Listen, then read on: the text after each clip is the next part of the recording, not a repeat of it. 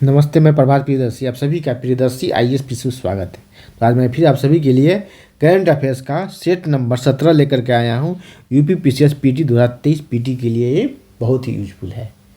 फिर स्टार्ट करते हैं पहले क्वेश्चन से। और इससे पहले कि मेरे चैनल पर आप नए हैं तो पहले सब्सक्राइब करें, बेल आइकन प्रेस करें, जिससे कि आपको नोटिफिकेशन मिलता रहेगा। करंट अफेयर्स के अलावा आपको हिस्ट्री, ज्योग्राफी, पॉलिटी, साइंस का भी वीडियो देखना है तो चैनल पर जाएँ, प्ले लिस्ट बना हुआ वहाँ से सर्च करें, आपको मिल जाएगा। ठीक है। और घटना चक्र का भी अभी स्टार्ट होगा, उसका भी आप वीडियो देख करके फ़ायदा उठा सकते हैं और अपने एग्जाम में एक सीट अपने लिए सुनिश्चित कर सकते हैं। चलिए स्टार्ट करते हैं पहले क्वेश्चन से। पहला क्वेश्चन है कि 22वें राष्ट्रमंडल खेल का आयोजन कहाँ हुआ। तो इसका राइट आंसर होगा आपका बी, इंग्लैंड में हुआ। इंग्लैंड में कहाँ हुआ? इंग्लैंड के बर्मिंघम में। बर्मिंघम।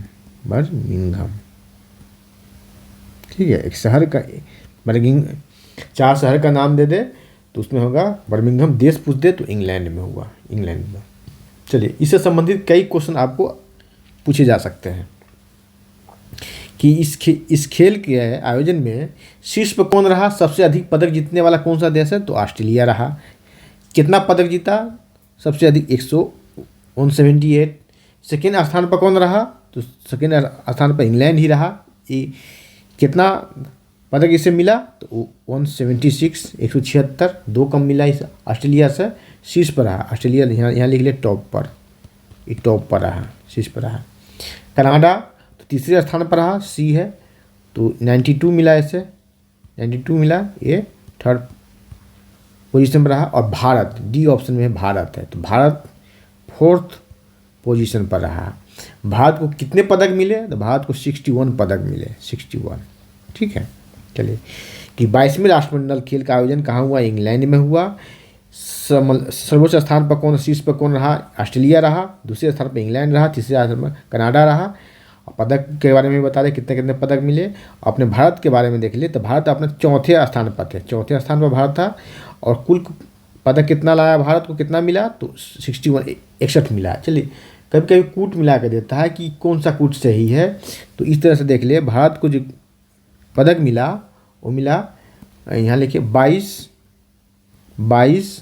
16, 23, 22, 16 और 23, तीनों को जोड़ेंगे तो आपको 61 हो जाएगा। तो 22 क्या है? यहाँ देखें, ये 22 है गोल्ड, सिल्वर और ब्रोंज। ठीक है, गोल्ड स्वर्ण पदक,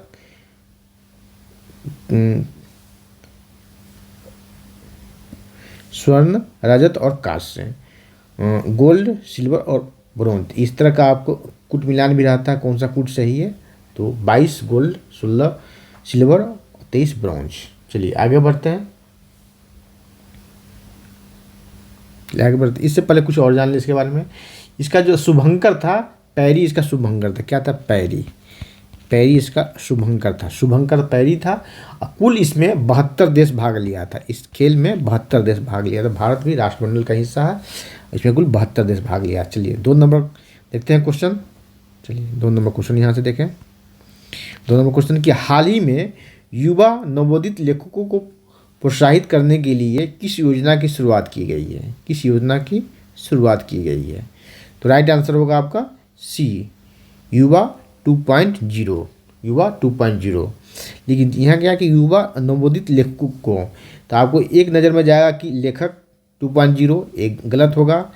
शिक्षा हमने दिया, इस तरह से ऑप्शन सीट क्या है कि आप यहाँ पर गलत करें तो एग्जाम में जाकर सही करें। ठीक है, शिक्षा ये भी गलत लगेगा कि लेखक है तो लेखक से जुड़ा हुआ या शिक्षा जगह से जुड़ा हुआ, तो शक्ति से राइट आंसर होगा आपको युवा 2.0। ठीक है, इसमें कितने वर्ष तक के लेखकों को शामिल किया जाएगा, इसमें रखा जाएगा इस ग्रुप में? इसमें कितने आयु वर्ग के लोगों को, लेखकों को? तो 30 वर्ष से कम, 30 वर्ष से कम युवा लेखकों को इसमें शामिल किया जाएगा। इसकी शुरुआत की गई है 2 अक्टूबर 2022 को।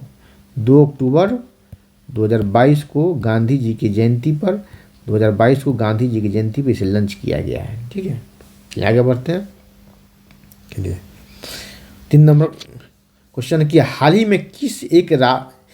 ही में एक राष्ट्र एक उर्वरक योजना कब लागू किया गया? कब लागू किया गया? तो राइट आंसर 3 का होगा आपका बी, 2 अक्टूबर 2022 को। 2 अक्टूबर 2022 को। यहाँ देखें 2 अक्टूबर 2022 को युवा 2.0 भी लॉन्च किया गया। ठीक है, नवोदित लेखकों को प्रोत्साहित करने के लिए युवा 2.0 लॉन्च किया गया। और उसी दिन 2 अक्टूबर 2022 को एक राष्ट्र एक उर्वरक योजना लॉन्च किया गया। देखिए बहुत चर्चा में रहा है दोनों, तो पर्चा में आने की संभावना है। कहा था जो चर्चा में है वो उससे पर्चा में आने की संभावना ज़्यादा होती है, मतलब क्वेश्चन पेपर में आने की संभावना ज़्यादा होती है। तो 2 अक्टूबर को एक राष्ट्र एक उर्वरक योजना की शुरुआत की। जैसे एक राष्ट्र एक राशन कार्ड लागू हो चुका है। एक राशन कार्ड लेकर के पूरे देश में कहीं भी आप रोज़गार की तलाश में गए हैं, शिक्षा की तलाश में गए हैं, तो वहाँ जा कर के आप, जैसे कि जो मजदूर क्लास के लोग हैं, प्रवासी आते से बिहार के, यूपी के हैं, देश भर में मजदूरी करते, कहीं भी जाकर दिल्ली, पंजाब, लुधियाना, साउथ में भी, तो उसी राशन कार्ड से, जिसने राशन कार्ड गांव में बनवाया है, उसी राशन कार्ड से वो दिल्ली में भी, पंजाब में भी, तमिलनाडु में भी राशन उठा सकता है। तो एक राष्ट्र एक राशन कार्ड योजना शुरू हो चुका है। और इसी तरह एक राष्ट्र एक उर्वरक योजना शुरुआत की 2 अक्टूबर 2022 को। चलिए आगे बढ़ते हैं। 4 नंबर देखेंगे कि हाल ही में किस शहर को संघाई सहयोग संगठन SCO के सांस्कृतिक एवं पर्यटन राजधानी घोषित किया गया है? तो राइट आंसर डी होगा वाराणसी। यूपी स्पेशल का भी क्वेश्चन हो गया एक तरह से, राइट आंसर होगा डी।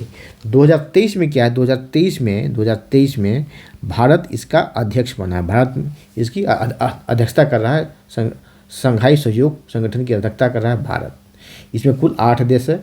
भारत इसमें शामिल हुआ, भारत और पाकिस्तान दोनों को शामिल किया गया, 2017 में शामिल किया गया। 9वां देश के रूप में ईरान को शामिल करने की बात हो रही है। चलिए आगे बढ़ते हैं। और बीजिंग में इसका क्या है?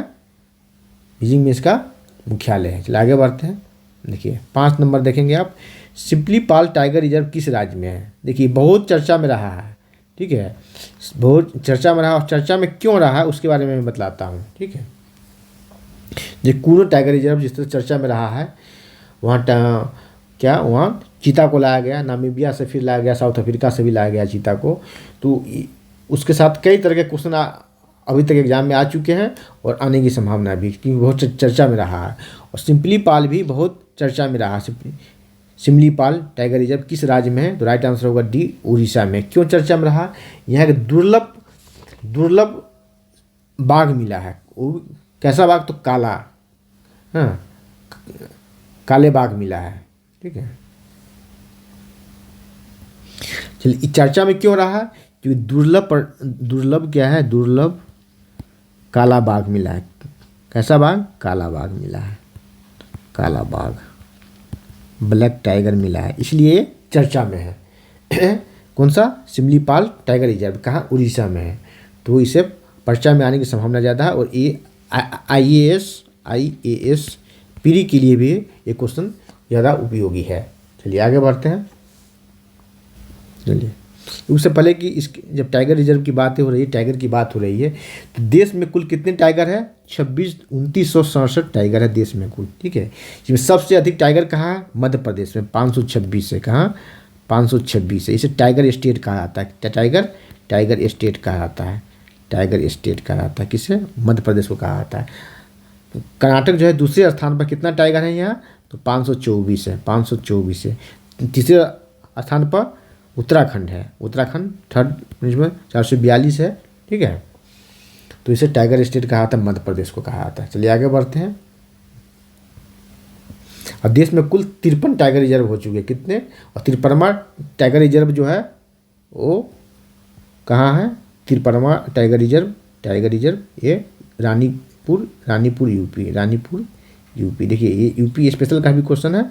एक तरह से हो जाएगा कि 53वां टाइगर रिजर्व कहाँ? रानीपुर यूपी में है। ठीक है, आगे बढ़ते हैं। 6 नंबर देखें, हाल ही में किस संदर्भ स्थल से 5000 वर्ष पुरानी आभूषण बनाने की फैक्ट्री का अवशेष मिला है? राइट आंसर होगा इसका डी, राखी गढ़ी। कहाँ से मिला है? राखी गढ़ी। देखिए इस चर्चा में रहा है, तो इससे आप एंशिएंट हिस्ट्री से भी इस पर क्वेश्चन पूछे जा सकते हैं। क्योंकि कहा जाता है जो चर्चा में है उसे पर्चा में आने की संभावना ज़्यादा होती है। पर्चा में जो चर्चा में रहता है उससे कई तरह के क्वेश्चन बन सकते हैं, ठीक है, घुमा फिरा करके भी सब प्रश्न बनते हैं, ठीक है। तो उसे ध्यान करके अच्छे से करके जाएंगे। देखिए 5000 वर्ष पुरानी आभूषण बनाने की फैक्ट्री कहाँ से मिली है? राखी गढ़ी से। अब देखिए राखी गढ़ी कहाँ है? हरियाणा। हरियाणा आपसे पूछा जा सकता है कि राखी गढ़ी कहाँ है? हरियाणा में। राखी गढ़ी हरियाणा में है। किस नदी के किनारे है? घग्गर नदी के किनारे है। घग्गर नदी के किनारे, घग्गर नदी के किनारे है, ठीक है। और भारत का सबसे बड़ा संदर्भ स्थल है।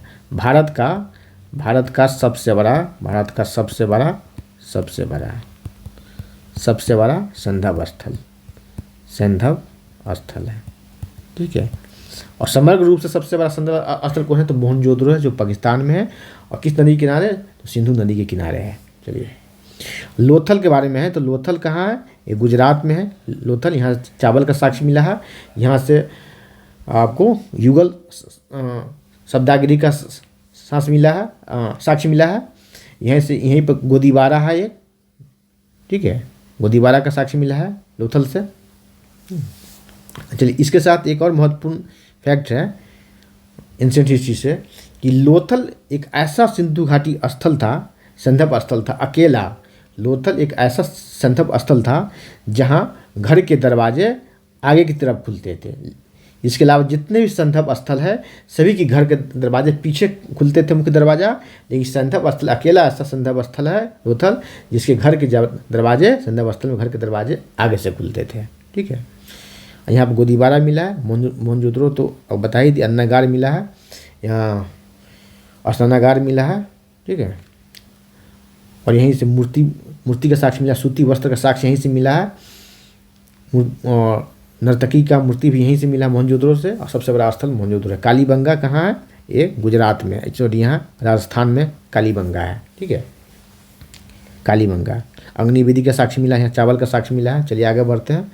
चलिए 7 नंबर देखें कि वर्ष 2041 तक किसी शुद्ध शून्य कार्बन उत्सर्जन पर्यटन स्थल बनाने की घोषणा की गई। यहाँ ध्यान से सुनिए, वर्ष 2041 तक एक ये हो गया फैक्ट, किसे शुद्ध शून्य कार्बन उत्सर्जन पर्यटन स्थल बनाने का लक्ष्य की घोषणा की गई है। राइट आंसर होगा ये मथुरा वृंदावन को। किसको? मथुरा और वृंदावन को। चलिए आगे बढ़ते हैं। ये कहाँ? यूपी। और ये यूपी स्पेशल का भी क्वेश्चन बन जाता है एक तरह से। 8 नंबर देखेंगे, हाल ही में तराई हाथी रिजर्व स्थापित किया गया है। राज्यों का नाम पूछा जा रहा है, किस राज्य में? राइट आंसर होगा आपका सी उत्तर प्रदेश में। कहाँ? उत्तर प्रदेश में स्थापित किया जा रहा है, ठीक है, उत्तर प्रदेश में। कहाँ? उत्तर प्रदेश में कहाँ? दुधवा टाइगर रिजर्व और पीलीभीत टाइगर रिजर्व जो है इसके आसपास ही इसका भी कुछ क्षेत्र लिया गया है। दोनों मिला के इसमें तराई हाथी रिजर्व की शुरुआत की जा रही है, स्थापित किया जा रहा है, ठीक है। और विश्व हाथी दिवस कब मनाया जाता है? तो विश्व हाथी दिवस 12 अगस्त को मनाया जाता है। विश्व हाथी दिवस 12 अगस्त को मनाया जाता है। और प्रोजेक्ट हाथी, जैसे प्रोजेक्ट एलिफेंट प्रोजेक्ट टाइगर की शुरुआत होती है 1972 में, ठीक है, 1972 में। और इसकी शुरुआत होती है प्रोजेक्ट एलिफेंट की 1992 में। 1992 में। कब? 1992 में। किस एक्ट के द्वारा? तो वन्यजीव संरक्षण अधिनियम। कब? 1972 के द्वारा। 1972 के द्वारा, ठीक है। इसे क्वेश्चन आएगा जब चर्चा में है तो सर्वाधिक हाथी किस राज्य में है? तो कर्नाटक में है। कर्नाटक सर्वाधिक हाथी कर्नाटक में है। सेकंड स्थान पर जो असम है, असम। और तीसरे स्थान पर केरल है, ठीक है। सबसे अधिक हाथी, तो हाथियों का स्टेट कर्नाटक कहलाएगा, जिसे टाइगर स्टेट कहलाता है मध्य प्रदेश। हाथियों का स्टेट कहलाएगा कर्नाटक कहलाएगा, ठीक है, सबसे अधिक। और भारत में समग्र रूप से कितने हाथी है? तो 27,312 27,312 हाथी है भारत में। चलिए कर्नाटक में 6,049 हाथी है। चलिए सीधे ये जाने की सबसे अधिक हाथी जो है कर्नाटक में है। चलिए आगे बढ़ते हैं।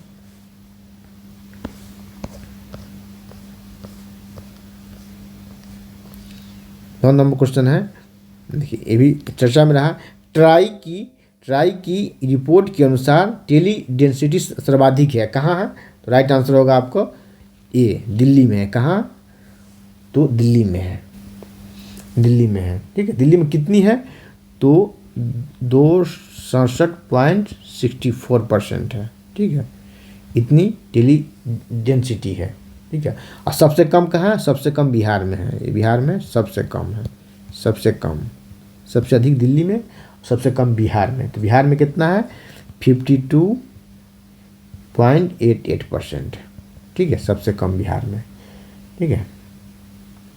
अब पूरे देश में समग्र रूप से जो है 55.44%, देखिए ये है देश का समग्र रूप से। चलिए आगे बढ़ते हैं, ठीक है। चलिए देखिए ये 10 नंबर क्वेश्चन है कि हाल ही में मिताली एक्सप्रेस किन देशों के बीच चलाई गई है। बार चर्चा में रहा है, तो पर्चा आने की संभावना इसकी भी ज़्यादा बन रही है। राइट आंसर डी, भारत और पाकिस्तान के बीच में चलाई गई, सॉरी भारत और बांग्लादेश के बीच में मिताली एक्सप्रेस, ठीक है।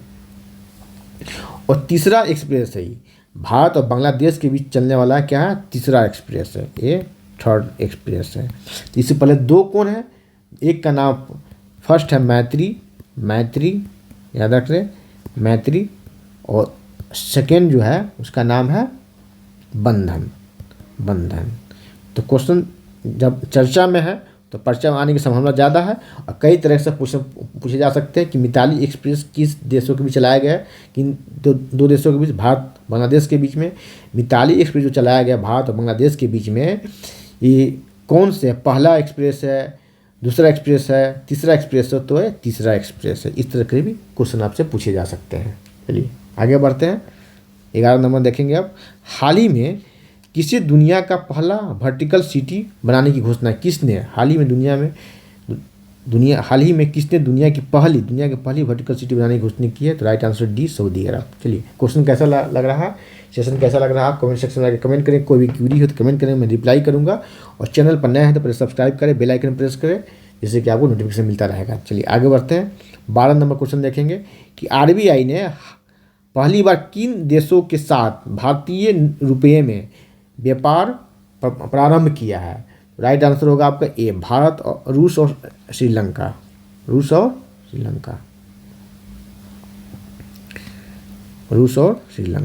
ठीक है। इन दोनों देशों ने भारत के रुपये में व्यापार प्रारंभ किया है, भारत के साथ, रूस और श्रीलंका। चलिए आगे बढ़ते हैं, 13 नंबर की राष्ट्रीय MSME पुरस्कार 2022 श्रेणी में प्रथम पुरस्कार किसे प्रदान किया गया, राइट आंसर होगा आपको ए, ठीक है, उड़ीसा। MSME पर है, तो MSME पर कई तरह के क्वेश्चन आएंगे आपको, ठीक है।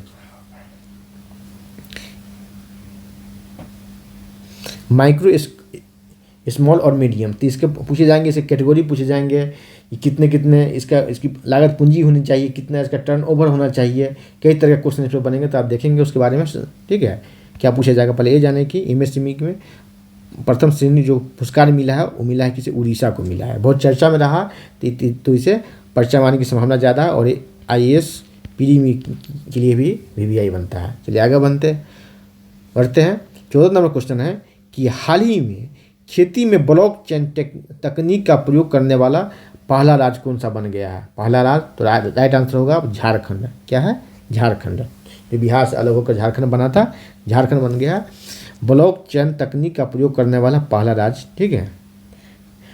और कार्बन ऑर्गेनिक खेती करने वाला ये पहला राज्य है, फर्स्ट राज्य है, कौन है, केरल है, ठीक है। ब्लॉकचेन तकनीक का उपयोग करने वाला कृषि में झारखंड है, ठीक है। पहला जैविक कृषि करने वाला राज्य है आपको सिक्किम, कई बार एग्जाम में आ चुके हैं। चलिए आगे बढ़ते हैं, बहुत चर्चा में रहा, तो इसका पर्चा मारने की संभावना ज़्यादा बन रही है। ध्यान से क्वेश्चन देख कर जाएंगे इससे, ठीक। 15 नंबर और अंतिम नंबर क्वेश्चन, हाल ही में निजी क्षेत्र के किस बैंक ने भारत की पहली इलेक्ट्रॉनिक बैंक गारंटी जारी की है, राइट आंसर होगा आपका HDFC, देखिए। और ICICI, दो है प्राइवेट बैंक है, PNB और SBI दोनों जो है पब्लिक सेक्टर की बैंक है, तो ये दोनों तो नहीं होगा, सीधे देख के मारेंगे, क्रॉस करेंगे इससे, राइट आंसर होगा ये HDFC बैंक। कौन सा, HDFC बैंक। तो आज इतना ही, फिर अगले क्लास में मिलते हैं। वीडियो कैसा लगा कमेंट सेक्शन में कमेंट करेंगे, और चैनल पर नया है तो पहले सब्सक्राइब करें, बेल आइकन प्रेस करें, जिससे कि आपको नोटिफिकेशन मिलता रहे। लाइक, कमेंट और शेयर करें। धन्यवाद, जय हिंद।